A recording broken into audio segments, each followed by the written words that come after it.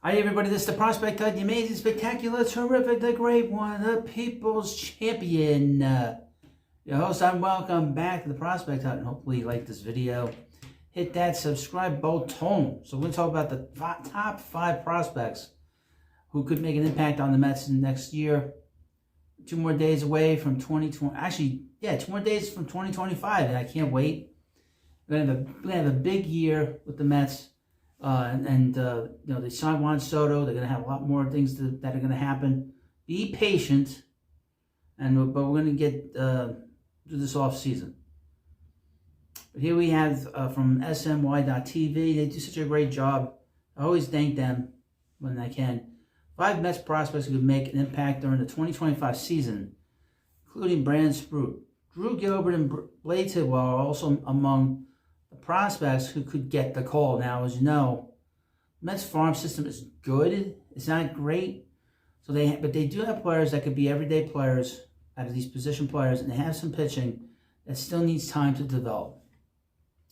2024 season will be remembered most for the heroics of Francisco Lindor and Pete Alonso, the OMG era of Jose Iglesias, and the emergence of frontline starter in Showman. We cannot forget about Grimace. In addition to that, there was real impact that young homegrown talent had on the team's success. Marvin Vientos broke out in a way that has most believed he will be a staple in the middle of the lineup for years to come. Francisco Alvarez didn't have the offensive season he and the Mets hoped for, but the impact his game calling, receiving, and throwing had on the pitching staff cannot be understated. No one cannot. I think that in terms of his hitting, he took a step back, but I think his catching really took a step forward. And that's important. I think he's going to have a big year in 2025, in my opinion. And he didn't have to be a big player. He didn't need to be that last year. Jose Butto, the Daniel Nunez were key cogs in the bullpen until Nunez got injured. He was such a key loss for the Mets. They really missed him a lot. Mets also may not have made the playoffs if Luis Angel Acuna didn't come up in Lindor's absence in September and perform as he did. As president of baseball operations, David Stearns has said at every turn that it's important to leave room on the roster for young talent to get opportunities throughout the season. Not including young talent that has already debuted at the major league level like Acuna and Ronnie Mauricio, who is returning from a torn ACL. The Mets have quite a few upper-level prospects who could debut this year and make an impact. Here are 5 of them. Number 1, Brandon Sprout. He was one of the biggest rises in all of minor league baseball in 2024. SNY's number 2 prospect in the system went from a second-round pick of the 2023 MLB draft, who was looked at as a bit of a project, to a consensus top 100 prospect and one of the sport's best pitching prospects. This is the benefit now of the pitching lab. The pitching lab is doing great things with the Met pitchers. We saw that with Shomanaya, Luis Severino, and the kind of work they did. And to Daniel Nunez as well. He was a big graduate of that. The Mets organization pitcher of the year has unique stuff. His 4-seam fastball will sit in the mid-90s and touch 101 miles per hour. Wow. His best secondary offering in his changeup with plus arm side fade. He also has a sweeper, hard slider, cutter, and a curveball that is more of a get-me-over-the-type pitch. Sprout made it to the AAA Syracuse in his first professional season, and they expect him to start 2025 back in Syracuse. He has the potential to be a number 2 type of starter if he can clean up his in-zone command and secondary offerings. With some uncertainty at the back end of the Mets rotation, Sprout has a chance to make a big impact in Queens in 2025. Now, a couple of things about him. He's a 4-year player from college. So the Mets drafted him in 2022, and they liked him so much they redrafted him in 2023. He spent 4 years in college. Most college pitchers and players usually spend 3 years in college, and then they go to the draft. He did not. He went back to the draft and actually went from a number 3 pick overall to a number 2 overall pick in the draft, or in the second round, I mean. Number 2, outfielder Drew Gilbert. Gilbert was a prime candidate to make his big league debut in 2024. Unfortunately, he suffered a hamstring injury in early April and had a couple of setbacks that led to him only getting into 56 games at the AAA level. After getting healthy, the Mets sent him to the Arizona Fall League, where he got into 21 games and posted 780 OPS, with 4 home runs and more walks than strikeouts. While Gilbert may lack a true elite tool, he is of average to above average across the board and is known as a high-energy, high-effort player. Some evaluators believe his future might be in a corner outfield spot, but the Mets will look to exhaust every possibility that he could stick in center field. Now, he has what they consider a big arm. He's got a big right-handed arm. He throws really... He was a pitcher in high school. He was a two-way player in high school. He's got a big arm. And the belief is that eventually he'll be a right fielder. And as an offensive player, he's compared very strongly to guys like Lenny Dykstra and Brett Gardner of the Yankees. So he's a player that has a good chance to be an everyday player and be a contributor and be a bit of a pain. He's kind of these players that if he's on your team, you like him. If he's not on your team, you don't like him. But the center field situation in Queens looking like Jose Siri and Tyrone Taylor of this writing. Gilbert has the opportunity, if he performs back at Syracuse early in 2025, to push for an opportunity to play between Brandon Nimmo and Juan Soto in the center field outfield. Right-handed pitcher, he's the next guy, right-handed pitcher Blade Tidwell.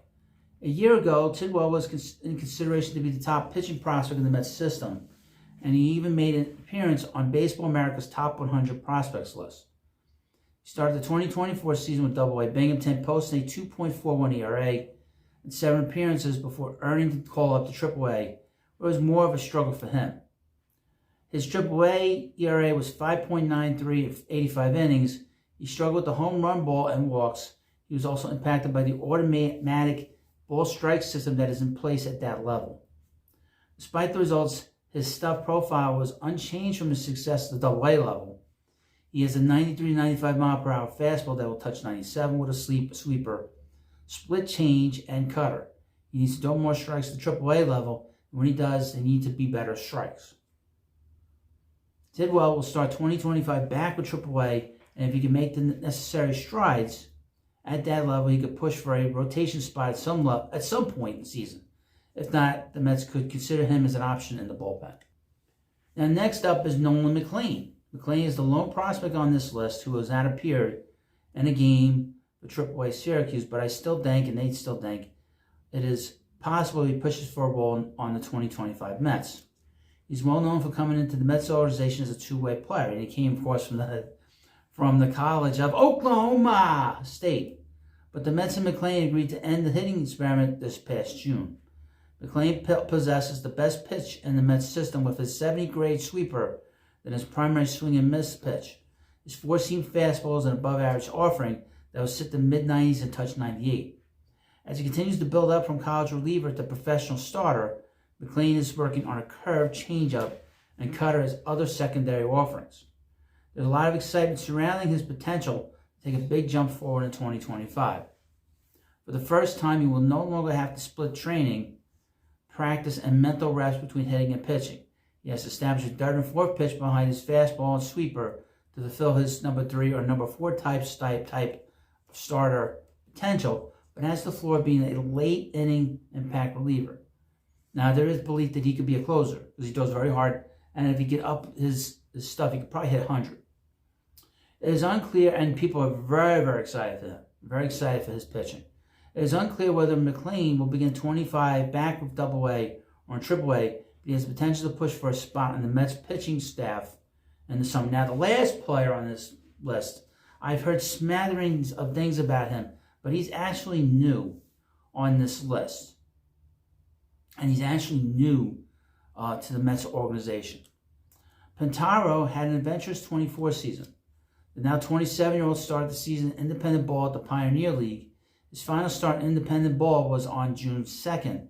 The Mets purchased his contract from the Glacier Range Riders. What a great name. He made his first appearance with High A Brooklyn on June 6th and made it all the way to AAA level by the middle of September.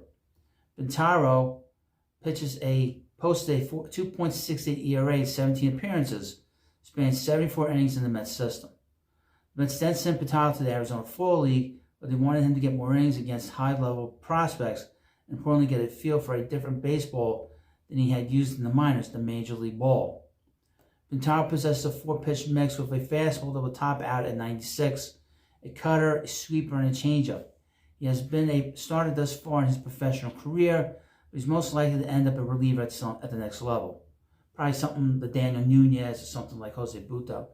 Mets used 35 pitches to get through the 2024 season, and Pintaro has a chance to go from pitching in the Pioneer League and Kalispell, Montana 7 months ago to the Mets bullpen at some point in 2025.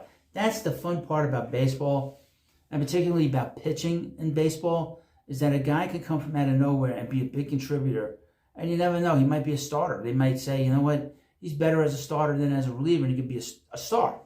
And we've seen pitchers that have been relievers become stars. We saw that with Jacob deGrom, of course. But you let me know what you think about this video, of course. Please subscribe to the Prospect Hut, and I'll see you later.